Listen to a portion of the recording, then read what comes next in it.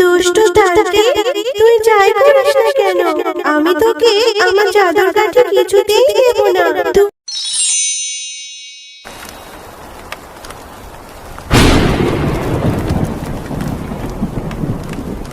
মা, বাইরে তো আজ অনেক বৃষ্টি হচ্ছে।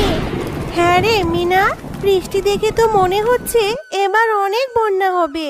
কি বলছো মা, বন্যা হবে? মা, আমার খুব ভয় করছে। আর দেখো বাইরে কিভাবে বিদ্যুৎ চমকাচ্ছে। মা, বন্যা হলে আমাদের ভাসিয়ে নেবে না তো? তুই ভয় পাস না রে মিনা, আল্লাহ যা করে সবার মঙ্গলের জন্যই করে। আর আমি তো তোর সাথেই আছি, আমাদের কিচ্ছু হবে না। চল, অনেক রাত হয়েছে, এবার ঘুমিয়ে পড়ি। এই কথা বলে মা ও মেয়ে ঘুমিয়ে পড়ে। মা উঠো, মা, ও মা, দেখো না আমাদের ঘরে কত পানি হয়েছে। হে আল্লাহ, তাই তো দেখছি। এবার কি হবে? এই ছোট্ট মেয়েটাকে নিয়ে কোথায় যাব? মিনা, এখানে বস, আমি বাইরে গিয়ে দেখে আসি। এই কথা বলে শেফা বাইরে চলে যায়। এ কি, বাইরে তো দেখছি অনেক পানি হয়েছে। বন্যা হয়েছে তো হয়েছে, পথ ঘাট সব ডুবিয়ে ফেলেছে। মা মিনা, এ বন্যায় অনেক পানি হয়েছে রে মা, গ্রামে পানিতে তলিয়ে গেছে। সে কি মা, তাহলে আমাদের কি হবে? এই পানি এভাবে বাড়লে তো আমরা পানিতে ডুবে মারা যাব মা। না রে মা, যেভাবে পানি বাড়ছে তাই আমাদের ঘরে থাকা একদম ঠিক হবে না। চল মিনা, আমরা ঘরের চালে আশ্রয় নেই। এ কথা বলে মা ও মিনা ঘরের চালে আশ্রয় নেয়।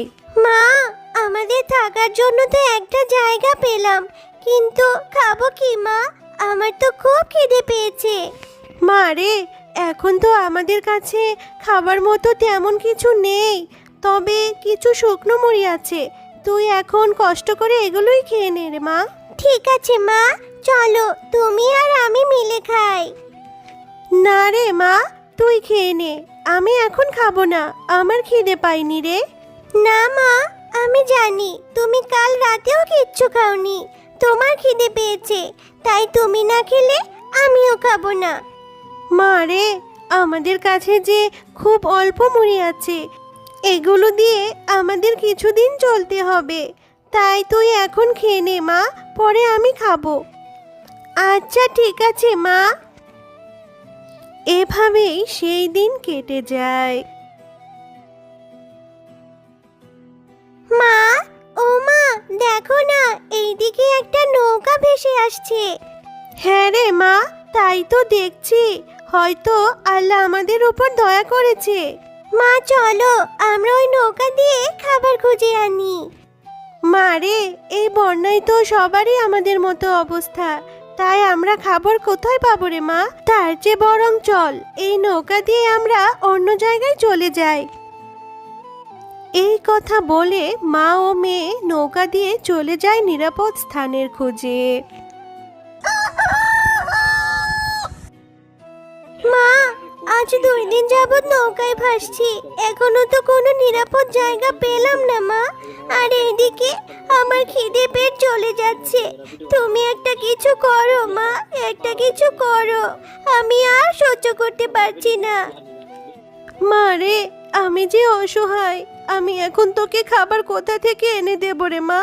আল্লাহ নিশ্চয়ই একটা ব্যবস্থা ঠিক করে দিবে। কাঁদিস না রে মা, আর কাঁদিস না, একটু ধৈর্য ধর। মা মিনা, দেখ, ওই তো দূরে একটা দ্বীপ দেখা যাচ্ছে। চল মা, আমরা এখান থেকে সেখানে যাই, সেখানে গেলে কোনো না কোনো একটা ব্যবস্থা হবে। হ্যাঁ মা, চলো। মা, মা, দেখো না এই দ্বীপটা কত সুন্দর। এটা কোন জায়গা মা? জানি না রে মা, এটা কোন জায়গা, তবে চল মিনা, দেখি দ্বীপে গিয়ে কোনো খাবার পাই কিনা। মা, কোনো খাবার তো পেলাম না, আমি আর হাঁটতে পারছি না। আমার যে খুব কষ্ট হচ্ছে মা, আর সহ্য করতে পারছি না। আর একটু কষ্ট কর মা, আল্লাহ সব ব্যবস্থা করে দেবে, আর একটু ধৈর্য ধর। দুষ্টু তান্ত্রিক, তুই যাই আমি তোকে আমার জাদুর কাঠি কিছুতেই দেব না। তুই এই জাদুর লাঠি নিয়ে সর্বশক্তিমান লাভ করতে চাস, কিন্তু তোর এই আশা কোনোদিন পূরণ হবে না। ঠিক আছে, তুই যদি তোর জাদুর কাঠি না দিস, আমি যদি সর্বশক্তি না পাই, তাহলে আমিও তোকে আর বাঁচিয়ে রাখবো না। এবার বল তুই কি করবি? তুই যা করার করে নে, আমি তোকে কিছুতেই জাদুর কাঠি দেব না। তোকে তোর উদ্দেশ্য কখনোই সফল হতে দেব না। মা মা ওই দেখো, একটা তান্ত্রিক একটা পরীকে আটকে রেখেছে আর তার জাদুর কাঠি চাইছে। আমাদের ওই পরীটাকে বাঁচাতে হবে, না হলে যে ওই দুষ্ট তান্ত্রিক পরীটাকে মেরে ফেলবে। মা হ্যাঁ রে মা, তুই ঠিকই বলেছিস, আমাদের এই অসহায় পরীটাকে বাঁচাতে হবে। তুই এখানে দাঁড়া, আমি দেখছি কি করা যায়। যে করেই হোক পরীটাকে আমাদের বাঁচাতেই হবে। হ্যাঁ মা, যা করার তাড়াতাড়ি করো, কিন্তু সাবধান, এই দুষ্ট তান্ত্রিক তোমারও ক্ষতি করতে পারে। এরপর শেফালি পরীটাকে বাঁচানোর জন্য দুষ্ট তান্ত্রিককে লাঠি দিয়ে আগুনে ফেলে দেয়। আ আ আমার সারা শরীর জ্বলে গেল, আমাকে ছেড়ে দে, আমাকে বাঁচা। আমি আর এসব করব না, আমি কথা দিচ্ছি আমি আর কখনো এমন করব না, আর কখনো কারো ক্ষতি করব না। আমাকে বাঁচা, আমাকে ক্ষমা করে দে। আ দুষ্ট তান্ত্রিক, তুই এই পরীকে মারতে চেয়েছিস, এখন দেখ কেমন লাগে। মনে রাখবি, অন্যর জন্য গর্ত করলে সেই গর্তে নিজেকেই পড়তে হয়। এখন নিজেই মৃত্যুর যন্ত্রণা ভোগ কর। এরপর শেফালি পরীর কাছে যায় এবং তার বাঁধন খুলে দিয়ে পরীকে মুক্ত করে দেয়। তোমাদেরকে অনেক অনেক ধন্যবাদ, তোমরা আমার জীবন বাঁচিয়েছো। তোমরা যদি আজ আমাকে না বাঁচাতে, তাহলে আজ অনেক বড় অঘটন ঘটে যেত। কিন্তু তোমরা এই নির্জন দ্বীপে কেন এসেছো? এরপর শেফালি তাদের সাথে ঘটে যাওয়া সকল ঘটনা খুলে বলে। তোমাদের কথা শুনে আমার অনেক কষ্ট হচ্ছে। তোমরা যেহেতু আমার জীবন বাঁচিয়েছো, তাই আমি তোমাদের উপকার করতে চাই। তোমাদের একটা জাদুর তরমুজ বাড়ি দিচ্ছি, সেখানে তোমাদের প্রয়োজনীয় সব কিছু পেয়ে যাবে। তরমুজ বাড়িতে তোমাদের কোনো অভাব হবে না। এরপর পরি তার জাদুর কাঠি দিয়ে তাদের একটা তরমুজ বাড়ি উপহার দেয়। অনেক ধন্যবাদ পরি, তোমার এই ঋণ আমরা কোনোদিন ভুলবো না। তুমি আমাদের বিপদে অনেক বড় উপকার করলে গো। তোমাদেরকেও অনেক ধন্যবাদ, তোমরা আমার জীবন বাঁচিয়ে অনেক উপকার করেছো। আমি তোমাদের কাছে কৃতজ্ঞ থাকবো। মা, আমরা এখন যা ইচ্ছে তাই খেতে পারবো, আমাদের আর কোনো অভাব থাকবে না, তাই না মা? আমাদের আর পথে পথে ঘুরতে হবে না। হ্যাঁ রে মা, আল্লাহ এতদিনে আমাদের উপর মুখ তুলে তাকিয়েছেন, তাই পরীর মাধ্যমে আমাদের একটা বাড়ি উপহার দিয়েছে রে মা।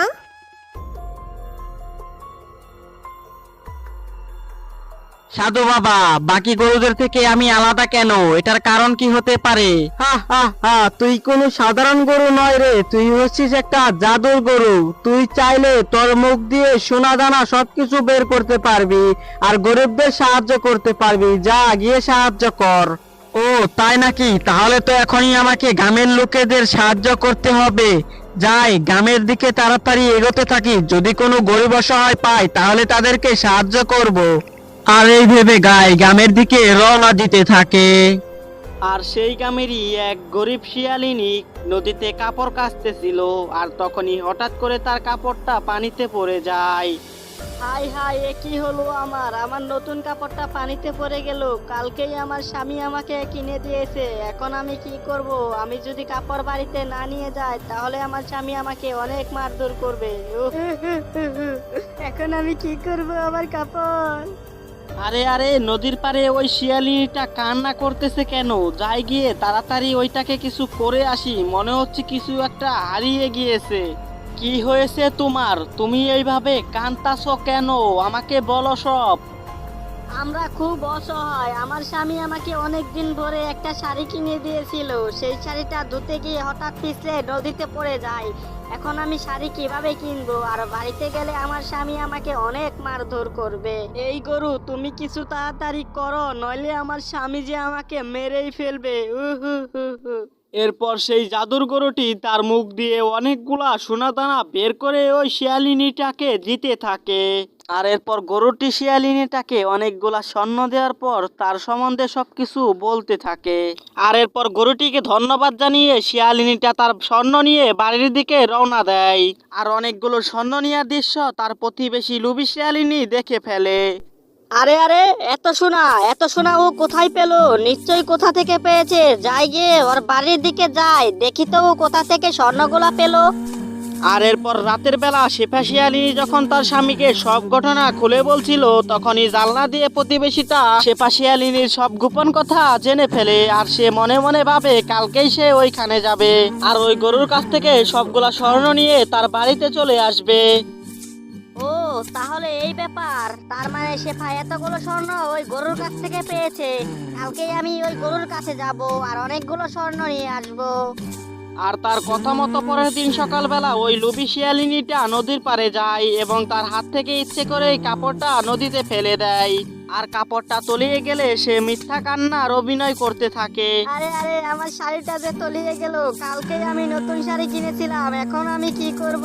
High high. আরে ওই শিয়ালিনীটা কান্না করতেছে কেন? যাই গিয়ে দেখি তো ওইটার কি হয়েছে, তাড়াতাড়ি যাই। এই শিয়ালিনী, তুমি কান্না করতেছ কেন? তোমার কি হয়েছে? আমাকে তুমি সব ঘটনা খুলে বলো। আমি হচ্ছি দাদুর গরু। জাদুর গরু, দেখো না, আমার স্বামী আমাকে কালকেই শাড়ি কিনে দিয়েছে। আর সেই শাড়িটি আজকে আমি ধুতে এসে নদীতে ফেলে দিয়েছি। এখন আমার স্বামী যদি জানতে পারে নতুন শাড়িটা আমি নদীতে ফেলে দিয়েছি, তাহলে আমার স্বামী আমাকে অনেক মারধর করবে। তুমি কিছু করো। আর গরুটি কিছু বুঝতে না পেরে তাকে অনেকগুলা স্বর্ণ দিয়ে দেয়। আর স্বর্ণ মুদ্রাগুলো নিয়ে শিয়ালিনীটা তার বাড়ির দিকে রওনা দেয়। আর পরের দিন সকালবেলা লোভী শিয়ালিনীটা ভাবতে থাকে, একটা কাপড় ফেলতে আমাকে এতগুলো স্বর্ণ দিয়েছে, তাহলে আমি যদি সবগুলা স্বর্ণই ফেলে দেই তাহলে তো আমাকে অনেকগুলা দেবে। আর তার কথা মতো পরের দিন সকালে সে সবগুলা স্বর্ণ নদীতে ফেলে দিলে গরুটি সব বুঝতে পেরে গেলে গরুটি তাকে কোনো কিছুই না দিয়ে সেইখান থেকে চলে যায়। এবং গরুটি চলে যাওয়ার সাথে সাথে তাকে অনেকগুলা অভিশাপ দিয়ে যায় যে সে কোনোদিনও আর চোখে দেখতে পারবে না। এই বলে গাভীটি মোড়ল মশাইয়ের বাড়ির সামনে আসে আর মোড়ল মশাই তাকে খেতে দেয়। এই মোড়ল মশাই তো অনেক ভালো, আমাকে খেতে দিল। তাকে তো আমাকে কিছু দেওয়া উচিত। এই বলে গাভীটি খুশি হয়ে মোড়লকে অনেকগুলো হীরা দেয়। আরে, এ তো অনেক দামি দামি হীরা। এই গাভীটি কোনো সাধারণ গাভী নয়, মনে হচ্ছে জাদুর গাভী, তাই তো এতগুলো হিরে দিল।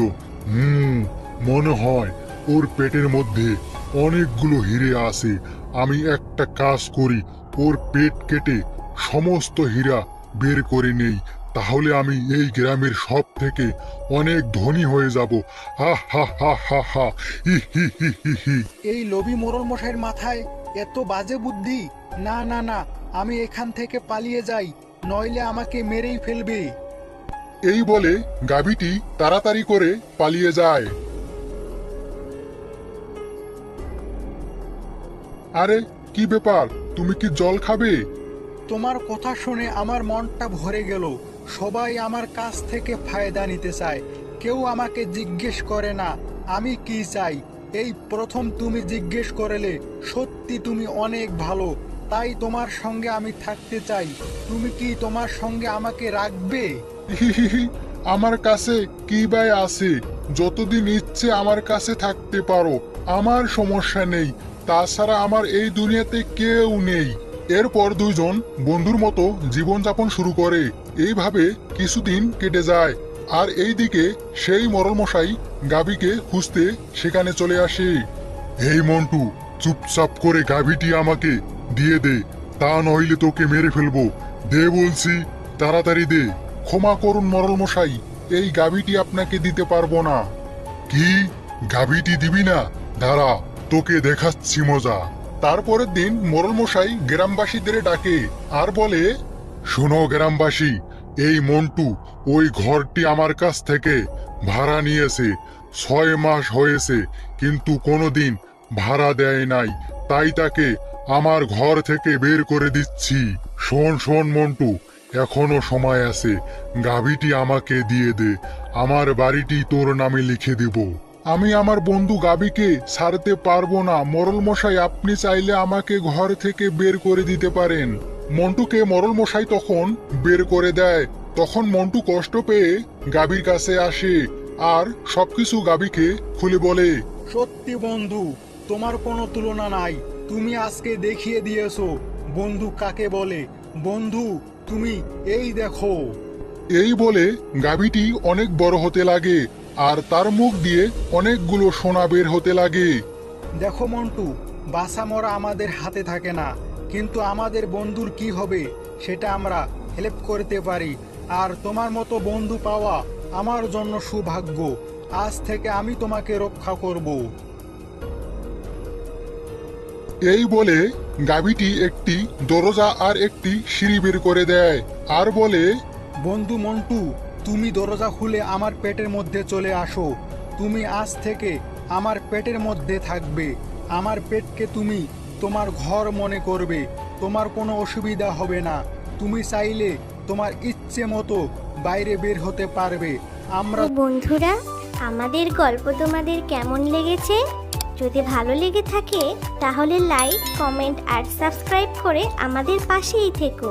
আর হ্যাঁ, বেল আইকন বেলটি অন করতে ভুলো না কিন্তু।